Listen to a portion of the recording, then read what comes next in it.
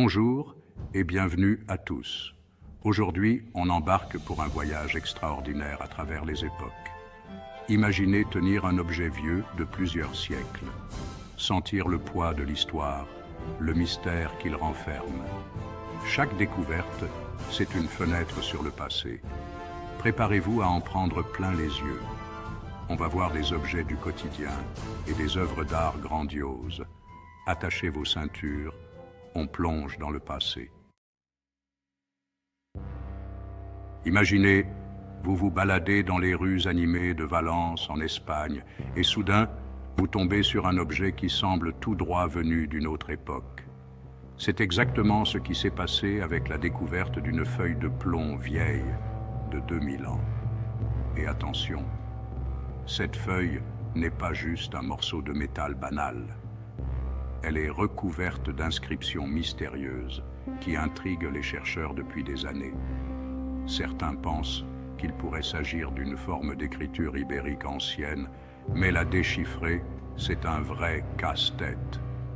Le plus fascinant, c'est l'endroit où elle a été trouvée. Un contexte archéologique vraiment inattendu qui soulève encore plus de questions sur son origine et son utilité. Pour l'instant, la feuille de plomb de Valence garde jalousement ses secrets. Prochain arrêt, la Pologne médiévale. Un petit objet va nous raconter l'histoire touchante de la vie quotidienne. Imaginez une femme filant la laine avec application. Le rythme régulier du fuseau berce ses pensées. Un fuseau en céramique du XIIe siècle, découvert en Pologne. Plus qu'un outil, un témoignage poignant de la vie des femmes, ce petit fuseau nous offre un aperçu précieux sur la vie de nos ancêtres. On plonge maintenant dans les eaux troubles de la préhistoire. Au large des côtes du Danemark, une découverte étonnante nous attend. Des hameçons et des poids de filets en pierre, témoins silencieux de leur lutte quotidienne pour la survie. Ces objets incroyablement bien conservés nous transportent à une époque où la pêche était une question de vie ou de mort. Notre voyage nous conduit maintenant en Israël sur les terres arides du désert du Negev. Là, au milieu des ruines d'un village vieux de 7000 ans, une découverte inattendue a surpris les archéologues, le squelette parfaitement conservé d'un phoque. Oui, vous avez bien entendu, un phoque, un animal marin échoué à des kilomètres de la côte, dans un village d'agriculteurs du néolithique. Difficile de ne pas se poser des questions. Était-il vénéré comme une divinité? Était-il un animal de compagnie exotique, signe de richesse et de prestige? Ou peut-être était-il simplement une source de nourriture inattendue pour ces premiers agriculteurs? Le mystère reste entier, mais une chose est sûre, ce phoque nous offre un aperçu fascinant sur la relation complexe entre l'homme et la nature à l'aube de l'agriculture. On reste en Israël, mais on remonte encore plus loin dans le temps, à l'époque où les murs des grottes servirent de toile aux premiers artistes de l'humanité. Dans le nord du pays, des archéologues ont mis au jour un ensemble de gravures rupestres vieilles de 15 000 ans. La preuve d'une créativité artistique étonnante. Imaginez, à la lueur vacillante d'une torche, un artiste préhistorique trace des lignes et des courbes sur la paroi rocheuse. Chaque trait est chargé de sens, chaque image raconte une histoire. Ces œuvres d'art rupestres nous invitent à un voyage fascinant dans l'esprit de nos ancêtres. Notre périple nous mène dans les rues animées de Jérusalem. Imaginez, en plein cœur de la vieille ville, un ouvrier creuse une tranchée. Il tombe nez à nez avec une lampe à huile en céramique intacte, datant du XIIe siècle. Elle nous transporte dans un monde de nuits éclairées à la lueur vacillante des flammes. On imagine cette lampe illuminant une modeste demeure, témoin des joies et des peines d'une famille. Tenez-vous prêts à voyager à travers les océans et les continents, à une époque où le monde était encore largement inconnu. Notre prochain arrêt nous mène en France, au début du XVIe siècle. Une carte révolutionnaire va changer le cours de l'histoire. Imaginez un atelier sombre, éclairé par la lueur vacillante des bougies. Un cartographe, penché sur son travail, trace avec soin les contours d'un nouveau monde. Sur sa carte, un nouveau continent prend forme, baptisé Amérique en l'honneur d'Amerigo Vespucci, un explorateur italien qui avait reconnu le nouveau continent comme une nouvelle terre et non pas l'Asie comme on le pensait auparavant.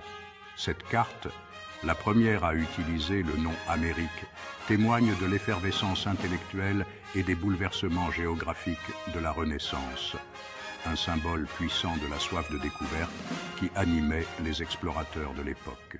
Notre voyage dans le temps nous conduit en Ukraine, sur les rives du Dniepr. Les archéologues découvrent un objet en ivoire sculpté, la croix gammée. Avant d'être un emblème nazi, c'était un symbole universel. Cette croix gammée vieille de 8000 ans nous rappelle l'évolution des symboles. Notre aventure nous emmène maintenant dans les terres froides et mystérieuses de la Norvège, à l'époque des Vikings. Imaginez un tumulus funéraire grandiose, érigé pour honorer une femme de haut rang. À l'intérieur, un trésor inestimable attend d'être découvert. Un char viking richement décoré, datant du IXe siècle. Le char d'Osberg, du nom du lieu de sa découverte, est bien plus qu'un simple moyen de transport. C'est une œuvre d'art exceptionnelle, un témoignage du savoir-faire des artisans vikings et de la richesse de leur culture. Imaginez un peu, le bois sculpté avec une finesse incroyable, représentant des scènes mythologiques et des animaux fantastiques. Le char d'Osberg, aujourd'hui exposé au musée des bateaux vikings d'Oslo, nous plonge au cœur de l'univers fascinant des Vikings. Notre périple à travers le temps nous ramène maintenant à l'époque romaine, dans un monde de luxe et de raffinement. Imaginez une villa romaine opulente, décorée de fresques colorées et de mosaïques complexes. Dans une des pièces, une femme se prépare pour la journée, s'admirant dans un miroir en bronze poli. Les miroirs étaient des objets précieux dans la Rome antique, symboles de statut social et de beauté. Les cadres de ces miroirs étaient souvent richement décorés, preuve du talent des artisans romains. Aujourd'hui, ces cadres de miroirs, conservés dans les musées du monde entier, nous offrent un aperçu fascinant sur la vie quotidienne et les préoccupations esthétiques des Romains.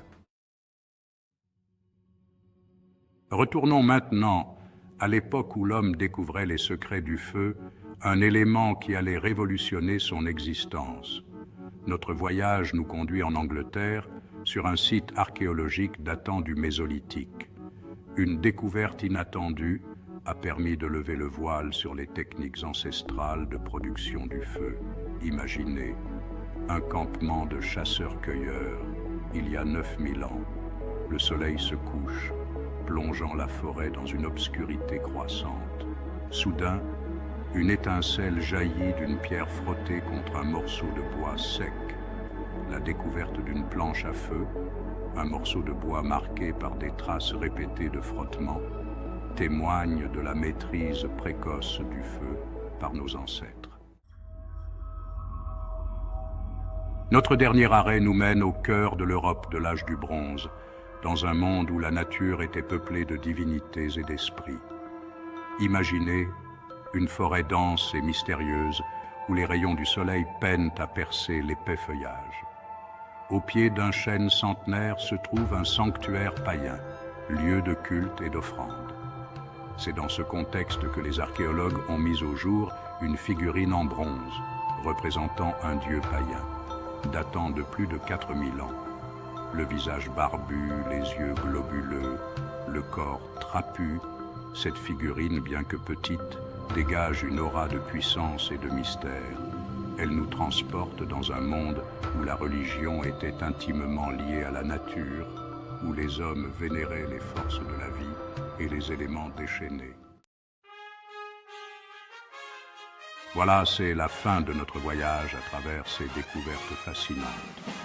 Merci de nous avoir suivis. Chaque artefact, chaque ruine, chaque fragment du passé nous rapproche un peu plus de la compréhension de l'histoire de l'humanité. Des outils rudimentaires aux œuvres d'art complexes, ces vestiges témoignent de l'ingéniosité, de la créativité et de la résilience de ceux qui nous ont précédés. N'oubliez jamais que chaque découverte archéologique n'est qu'une pièce d'un puzzle gigantesque et passionnant.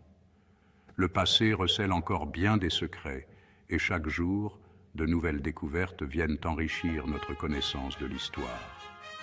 Alors, restez curieux, explorez et laissez-vous émerveiller par les merveilles du passé.